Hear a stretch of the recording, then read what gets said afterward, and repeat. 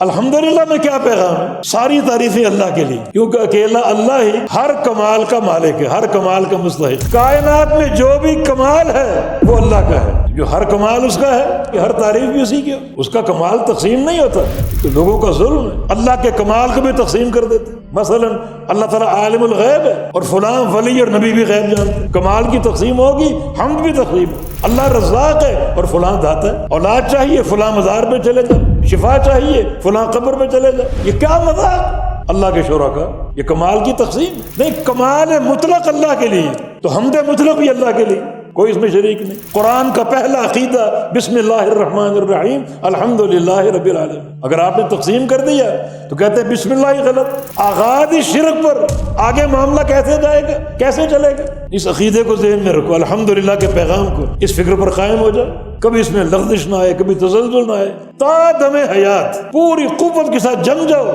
تو ایک ہی یہ کلمہ سبحان اللہ والحمدللہ پورے میزان کو بھر دے گا۔